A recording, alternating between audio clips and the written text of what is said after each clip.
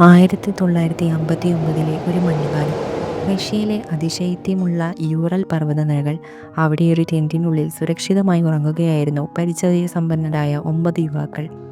എന്നാൽ പെട്ടെന്ന് അർദ്ധരാത്രിയിൽ അവർ എന്തിനെയോ കണ്ട് ഭയന്നു. ടെൻറ്റിൻ്റെ സിബ് തുറക്കാൻ പോലും കാത്തു നിൽക്കാതെ ഒരു കത്തി ഉപയോഗിച്ച് അത് ഉള്ളിൽ നിന്ന് കീറി മുറിച്ച് അവർ പുറത്തേക്ക് ഓടി.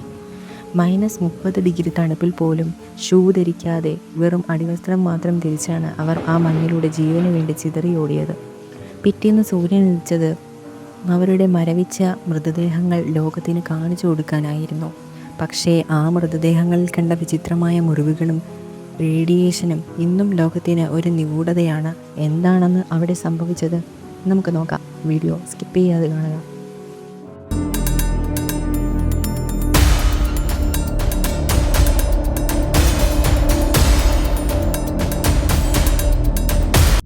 ഇഗോർ ഡയാറ്റോലോവ് എന്ന 23 വയസ്സുകാരൻ്റെ നേതൃത്വത്തിൽ 10 പേരാണ് ഈ സാഹസിക യാത്ര തുടങ്ങിയത്.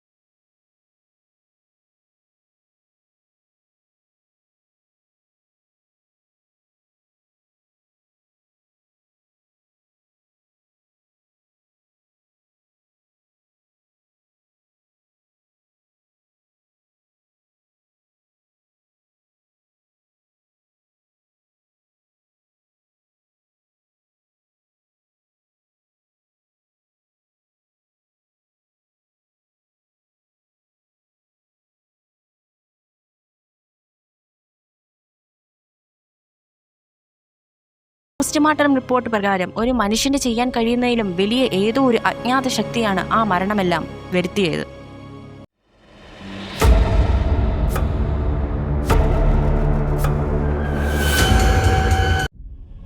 ഇനി നമുക്ക് പ്രധാന തിയറികൾ എന്താണ് പറയുന്നതെന്ന് നോക്കാം. ഈ സംഭവത്തിന് പിന്നിൽ പല തിയറികളും പ്രചരിച്ചു. ഒന്നാമത്തേതായി സൈനിക പരീക്ഷണം.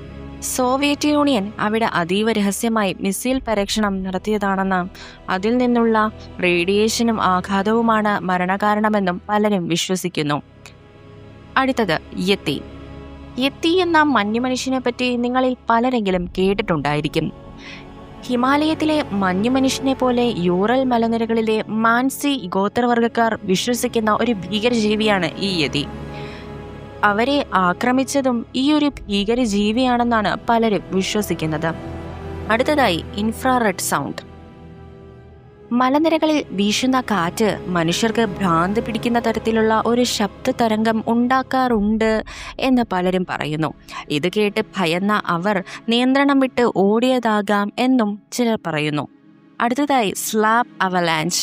2019 നടന്ന പുതിയ പഠനങ്ങൾ പറയുന്നത് ടെൻറ്റിന് മുകളിൽ ചെറിയൊരു മഞ്ഞുവീഴ്ച ഉണ്ടായെന്നും മഞ്ഞിൽ പുതഞ്ഞു പോകുമെന്ന് പേടിച്ചാണ് അവർ ഒരു നിമിഷം പോലും കാത്തു നിൽക്കാതെ ടെൻറ്റ് കീറി മുറിച്ച് അങ്ങനെ തന്നെ ഓടിയത്. അടുത്തതായി ഏലിയൻസ് ആക്രമണം. ഇതിനെല്ലാം പുറമെ ആ രാത്രിയിൽ ആകാശത്ത് ഓറഞ്ച് നിറത്തിലുള്ള വെളിച്ചം കണ്ടതായി അവിടുത്തെ ദൃക്സാക്ഷികൾ പറയുന്നുണ്ട്.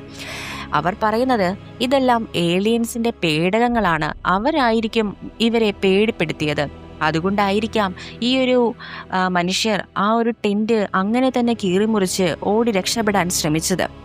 പതിറ്റാണ്ടുകൾക്ക് ശേഷവും ഡയാറ്റലോപാസ് ഒരു നിഗൂഢ സംഭവമായി തന്നെ തുടരുന്നു. 9 പേരുടെ ജീവനെടുത്ത ആ രാത്രിയിൽ ശരിക്കും എന്താണ് സംഭവിച്ചത്? അത് പ്രകൃതിയുടെ ഒരു ക്രൂരതയായിരുന്നോ, അതോ മനുഷ്യനറിയാത്ത മറ്റെന്തെങ്കിലും ശക്തിയായിരുന്നോ? നിങ്ങളുടെ അഭിപ്രായം എന്താണെന്നുള്ളത് താഴെ കമൻറ്റായി രേഖപ്പെടുത്തുക. ഇനിയും ഇതുപോലെ വീഡിയോകൾ കാണാൻ ഇഷ്ടപ്പെടുന്നവരാണ് നിങ്ങളെങ്കിൽ ദയവായി മറക്കാതെ ഞങ്ങളുടെ ചാനൽ സബ്സ്ക്രൈബ് ചെയ്യുക. കൂടുതൽ മിസ്റ്ററി ലൈക്ക് വീഡിയോസിനുമായി വീണ്ടും ഞങ്ങളെ സപ്പോർട്ട് ചെയ്ത് സഹായിക്കുക. അടുത്തൊരു വീഡിയോയിൽ കാണുന്നതുവരെ എല്ലാവർക്കും ബൈ.